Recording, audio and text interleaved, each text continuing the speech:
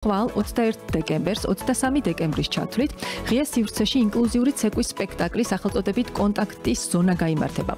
იგი შექმნილია ინკლუზიური იდეების პლატფორმა ინფორმის მიერ. სპექტაკლის შექმნის ისტორიის, სამუშაო პროცესის, მონაწილეებისა და სადადგმო ჯგუფის შესახებ დეტალურად მოვისმენთ გადაცემის სტუმრისგან. მაკა ჩხაიძე სპექტაკლის ავტორი და პროდიუსერი, ამავე დროს ინკლუზიური იდეების პლატფორმა ინფორმის დამფუძნებელია ჩვენთან ერთად. მაკა დილამშვიდობის. დილამშვიდობის. ძალიან დიდი მადლობა, რომ ჩვენთან ერთად ხართ. პირიქით მადლობა, რომ მომიწვიეთ. მაკა ძალიან საინტერესოა და ამავე დროს მნიშვნელოვანი თემა იდეიდან გამომდინარე და რომ ვისაუბროთ, რას ეფუძნება ეს სპექტაკლი და თავად იდეა, რომელსაც კიდევ ერთხელ ვიტყვი, რომ აბსოლუტურად, რა ვიცი, ძალიან მნიშვნელოვანია და საინტერესო და სასარგებლო ამავე დროს.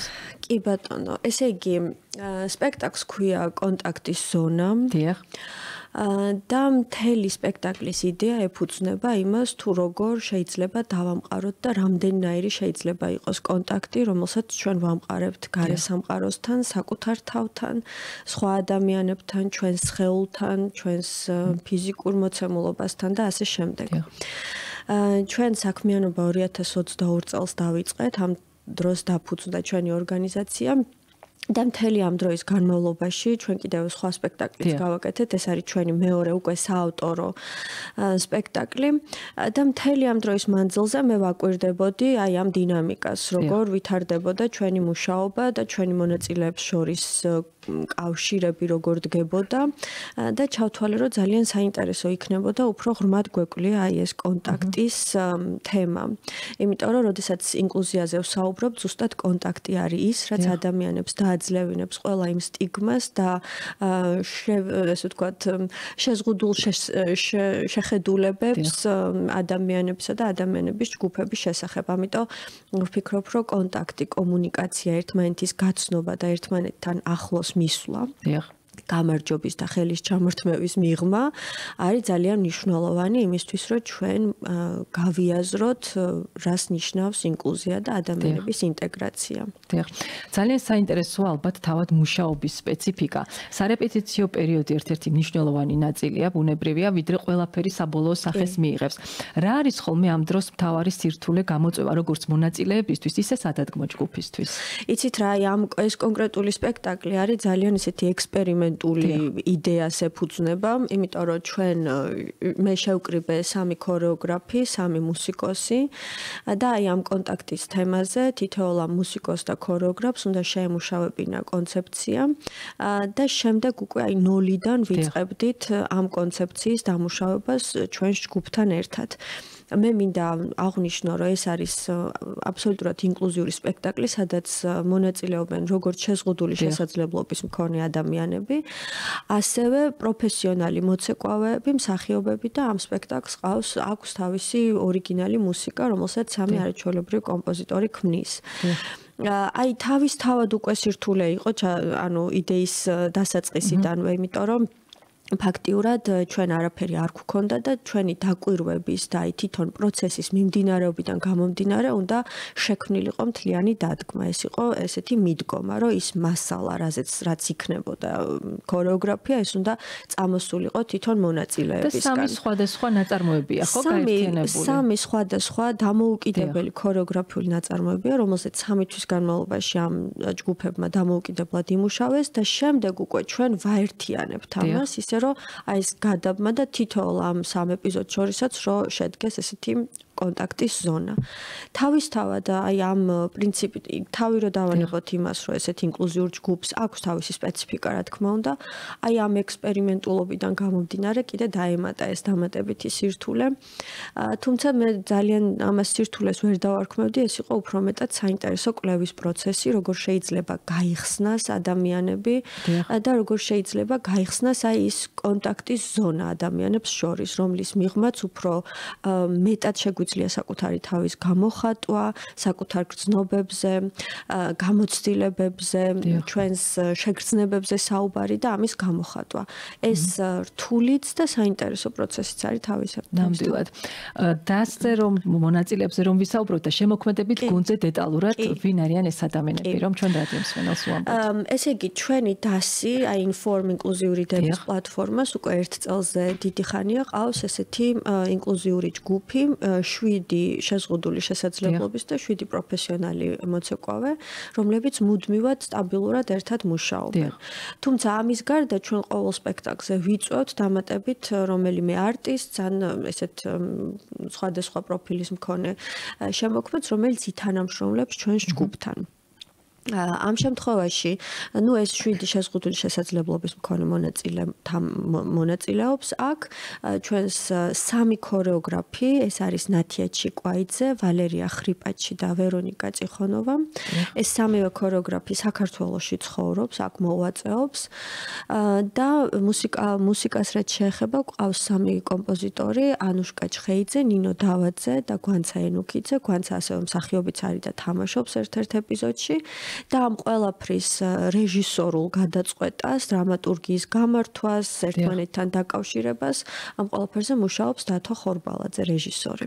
სპექტაკლს ასევე ყავს 2 მხატვარი, კატო გელაშვილი და მიშიკო სულაკაური და მოკლედ როგორ თქვა, ესეთი სრულყოფილი გუნდი შეიკრა, რომელსაც ყველა კომპონენტს ყავს თავისი პროფესიონალი, რომელიც იღებს პასუხისმგებლობას და მოკლედ ზრუნავს იმაზე, რომ ამას კონდეს პროფესიული სახე. საინტერესოა სპექტაკლისთვის რა პრინციპით ირჩევთ სივრცეებს და საერთოდ თუ გვაქვს შესაბამისად ადაპტირებული სახელოვნებო სივრცეების ფართო არჩევანი? არა, ეგ არის ძალიან დიდი ტკივილი ამ სფეროში, როდესაც მოდიხარ, უკვე გააზრებული გვაქვს ის, რომ სივრცეებთან გვექნება პრობლემა.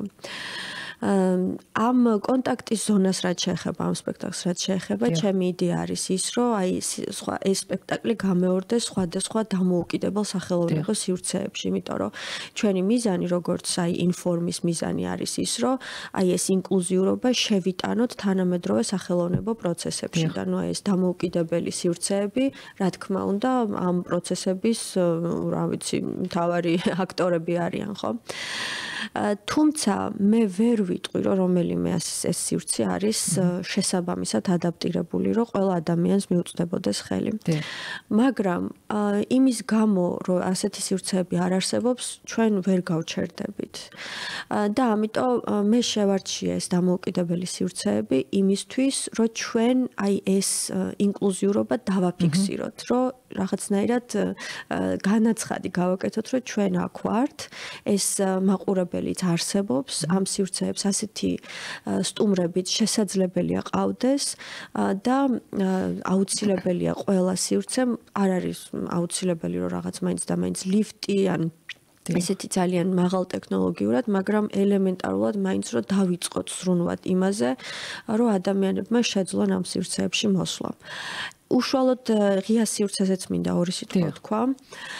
ეს არის ვიზუალური და საშემსრულებლო ხელოვნების ცენტრი. ეს არის ერთ-ერთი ყველაზე საინტერესო სივრცე, რომელიც თანამედროვე საშემსრულებლო ხელოვნებაში არსებობს დღეს საქართველოში და ძალიან საინტერესო დადგმები, სპექტაკლები აქვთ და ძალიან საინტერესო გამოფენები და სხვადასხვა ღონისძიებები. და პირველი სპექტაკლები მე გადავწყვიტე რომ აქ ყოფილიყო, იმიტომ რომ ვფიქრობ, რომ იმ რა მიმართულებითაც ჩვენ ვმუშაობთ, თანამედროვე საცეკვაო თეატრი, ეს სივრცე, მისი შინაარსი და მისი ესე ვთქვათ, ხედვა ძალიან ეს შეესაბამება. თუმცა ჩვენ აქ ისე ვაწყდებით ადაპტირებულობის პრობლემას. სამწუხაროდ ეს სივრცე არ არის ადაპტირებული და გვიწევს რომ რაღაცნაირი იმპროვიზებულად გადავწყვიტოთ ის პრობლემა, რომელსაც ადამიანები ეჩეხებიან. ინკლუზია ხელოვნებაში რა როლს ასრულებს ხელოვნების ხელმისაწვდომობა შეშემო პირების საზოგადოებასთან სრულყოფილ ადაპტაციაში და რა არის საჭირო იმისთვის, რომ შეშემო პირები განვითარდნენ და ჰქონდეთ შესაძლებლობა შექმნან თავიანთი შემოქმედებითი პროდუქტი? ხელოვნებაში იცით რა, ხელოვნება არის, როგორ თქვა, ყველაზე გამომსახველობითი ფორმა, სადაც შეგიძლია დაინახო რა შეუძლია ადამიანს და გარდა ამისა, შენ თვითონაც როგორც მაყურებელს უფრო მეტად გაგიფართოვდეს ხედვის წერტილი რა, რომ ის რასაც ვფიქრობთ, რომ არის ხელოვნება, შესაძლებელია სრულიად სხვა რამეც იყოს ხელოვნება და მოკლედ ეს ამ თვალსაზრისით ძალიან მნიშვნელოვანი არის ძლიერი ჩართულობა და განსაკუთრებით თეატრი, ცეკვა ეს ისეთი საკომუნიკაციო საშუალებებია, რომლითაც თვითონ მონაწილეებსაც შეუძლიათ საკუთარი თავის რეალიზება და გამოხატვა და მაყურებელსაც ნამდვილად ეცვლება შეხედულება და საკუთარ ასე ვთქვათ ხედვას ის რაც გონია რომ შეუძლიათ ამ ადამიანებს ნამდვილად გადაფასება ხდება მას შემდეგ რაც ხედავენ სცენაზე ეს გზას უხსნის სხვა სფეროებს ესე ვთქვათ ინკლუზიისთვის როდესაც რამდენიმე ადამიანს ხედავს სცენაზე შენ გიჩნდება რწმენა ამ ადამიანების მიმართ და უფრო მეტად როგორ ვთქვათ დაფასება იმის რაც შეუძლიათ ამ ადამიანებმა რომ გააკეთონ როგორ ფიქრობთ, შესაძლებელია თუ არა მასშტაბური სოციალური ინკლუზია თეატრალური ხელოვნების დახმარებით? თეატრალური ხელოვნება ალბათ ვერ აიღებს თავის თავზე ყველაფერს.